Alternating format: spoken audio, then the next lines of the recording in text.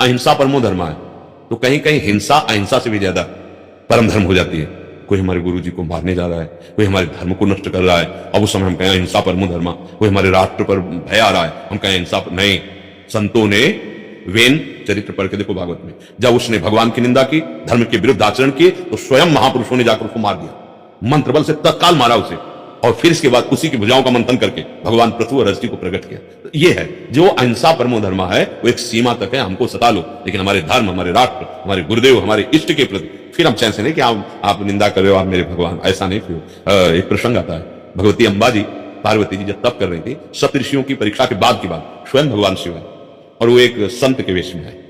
तो जब माता पार्वती जी ने देखा कि कोई तपस्वी मुनि आया है, तो प्रणाम किया, आसन दिया, विराजिए। जब बैठ गए तो उनका आप किस लिए तपस्या कर रहे हैं? तो उनका देवादिदेव महादेव भगवान शंकर को पति रूप में वर्ण करने की।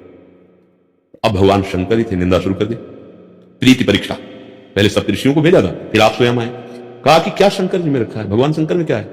बट वृक्ष के नीचे रहते हैं, उनको किसी से राग है नहीं, घोर वैरागी, उन्नों की माला, चिता की भस्म लगाए, सर्पों के, कोई आभूषण नहीं, कोई कोमल वस्त्र नहीं, कोई महल नहीं, आप ऐसे महादेव के लिए आप। उनका सावधान, माता जी का, आप संत रूप में आए, आपको अतिथि रूप में आसन दिया, इसलिए पहले शब्द में सावधान करती हूं, अगर दोबारा हमारे इष्ट की निंदा की तो मैं अभी तुम्हें भस्म कर दूंगी। ये मत समझना कि तुम्हें अतिथि सत्कार दिया है तो आप हमारे इष्ट, पर वो और कोई हो तो रुके, भगवान शंकर फिर शुरू के। आखिरकार हम तुम्हें समझाना चाहते हैं कि जी माता जी भद्रकाली भी यही है, प्रचंड दैवी शक्ति, जो ऐसे तो महादेव जी प्रकट हो गए अपने रूप में और कहा देवी हम ये देखने आए थे आपका कितना प्रेम है, कितनी प्रीति है।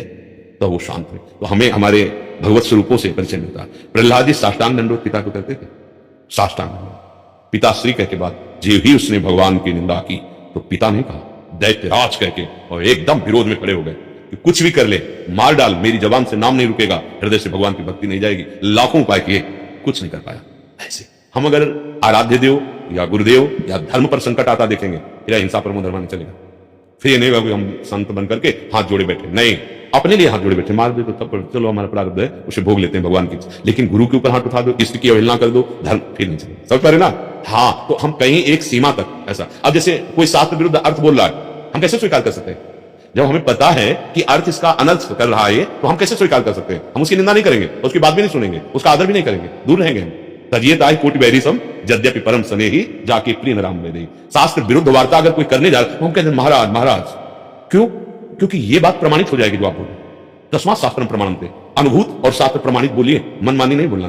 तो अब उनका हम निंदा नहीं कर रहे, उनकी अवहेलना नहीं कर रहे, शास्त्र प्रमाणित बात करिए। तो अब जैसे कोई अर्थ ऐसा गलत बोल रहा है शास्त्र का, तो मन में तो आ जाएगा ना कि गलत बोल रहा है, पर हम उसकी निंदा नहीं करेंगे और उसे स्वीकार भी नहीं करेंगे। अगर हमसे कोई पूछेगा, वो बात स्वीकार करनी चाहिएगा, तो हम उसको प्रमाण बताएंगे। आप जाइए गीता जी में वो श्लोक, भागवत में वो श्लोक पढ़िए, फिर आप देखिए, अगर आपको लगता है कि अनुकूल है तो आप स्वीकार कीजिए, नहीं तो आपको लगता है शास्त्र प्रमाणित नहीं तो हटा दीजिए। निंदा नहीं होगी, निंदा नहीं, उसको उससे बचने का उपाय हमें करना।